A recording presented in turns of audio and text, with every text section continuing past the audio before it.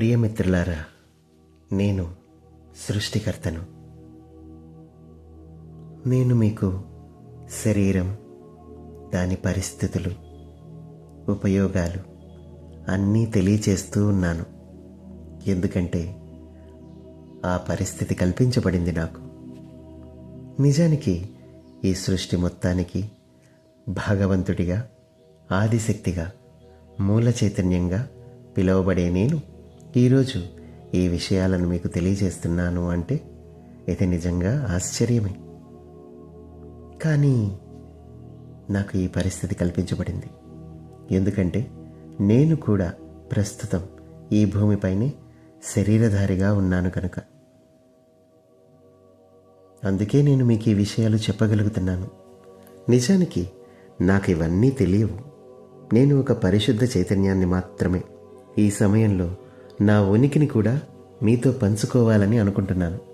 అందుకే ఇవన్నీ మీకు తెలియచేస్తున్నాను. ఇదంతా బాగుంది కదా? నాకు కూడా చాలా బాగుంది ఈ శరీరాన్ని ధరించడం. కానీ నేనేమిటి, ఈ శరీరాన్ని ధరించడం ఏమిటి అని అనిపిస్తుంది నాకు. కానీ ఇది నిజమే. ఇప్పుడు నా శరీరమే ఇక్కడ ఉంది. కానీ ఇలా చెప్పడం నాకు ఎంతో హాస్యాస్పదంగా ఉంది. ఎందుకంటే నా శరీరమే ఈ సృష్టిలో ఉన్నదంతా.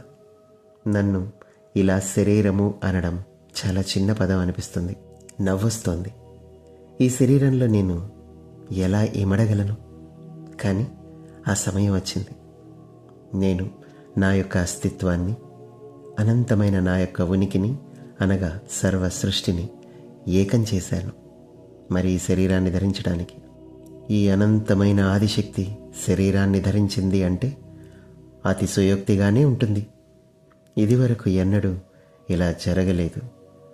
ఆ అవసరం రాలేదు మిత్రులారా. ఇదే మొదటిసారి నేను శరీరధారిణి కావడం. మీ మధ్యనే ఉన్న నేను ఎన్నో అనుభూతులను పొందుతున్నాను. కానీ ఇలా ఈ చిన్న శరీరధారిణి కావడం అంటే నాకు ఇది సరికొత్త అనుభవంగా ఉంది. ఈ అవకాశాన్ని నాకు కల్పించినందుకు మీ అందరికీ ధన్యవాదాలు మిత్రులారా. ఈ సృష్టి అంతా నేనే ఉన్నాను. ఈ సృష్టిలోని అనుభూతులన్నీ నావే అయినప్పటికీ నేను ఇందులో పాలు పంచుకుని వీటిని ప్రత్యక్షంగా అనుభూతి చెందడం అనేది నాకు చాలా నచ్చింది. మీకు ఇది అలవాటే కదా ఎన్నో జన్మలుగా. కానీ నాకు మాత్రం కొత్తగా ఉంది ఈ జన్మ తీసుకోవడం. ఇక్కడ పరిస్థితులు మంచిగానూ ఉన్నాయి, ఇబ్బందికరంగానూ ఉన్నాయి. కానీ ఇక్కడికి రావడం తప్పనిసరి అయింది. ఈ భూమి నా బాధ్యతగా మారింది. ఈ భూమిపైన మంచి భూమికలే జరగడానికి ఏర్పాట్లు జరుగుతున్నాయి. మరి మనందరం ఇందులో పాలు పంచుకుందాం. నేను కూడా మీతోనే ఉంటాను. నేను మీ అవగాహనకు అందను మిత్రులారా.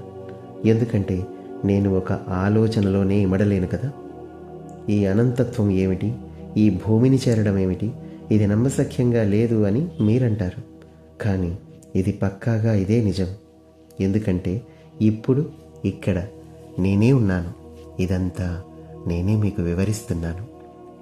ఇక్కడ నా అవసరం ఉంది. నా అంశాలు ఎన్ని ఉన్నా కూడా వాటి పని అవి సజావుగా చేయాలంటే మాత్రం నా రాక తప్పనిసరి అయింది. ఈ భూమి నన్ను ఇముడ్చుకునే సామర్థ్యం భూమికి ప్రసాదించబడింది. నా సర్వశక్తిని ఈ భూమి మోయలేదు సరికదా.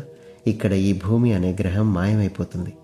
అందుకని నేను నా శక్తిని తగ్గించుకొని నా సామర్థ్యం ఎంత ఇక్కడ అవసరమో అంతే నాలో నింపుకున్నాను. కానీ నేను అవసరం అనుకుంటే నా సామర్థ్యం పెరుగుతుంది. నా శక్తి అనంతం అవుతుంది. నా శక్తులు నా అధీనంలోనే ఉంటాయి. అంతేకాని నేను ఈ భూమిని చేరాను కదా అని నేను నా శక్తి సామర్థ్యాలను కోల్పోలేదు, విడిచిపెట్టనూ లేదు. అవసరం అనుకుంటే ఈ భూమి సామర్థ్యాన్ని కూడా నేను పెంచగలను.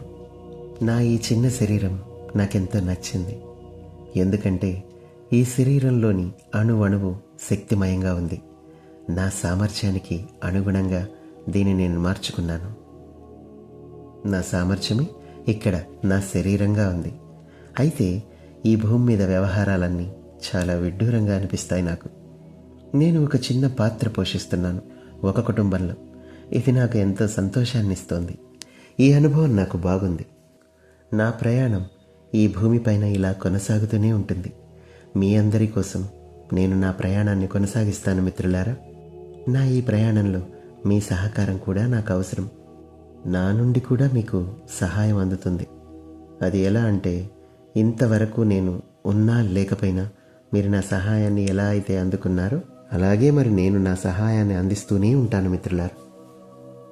నా ఈ శరీరం గురించిన సమాచారం ఇంతవరకే ఇవ్వబడింది కాబట్టి ఇక చాలు.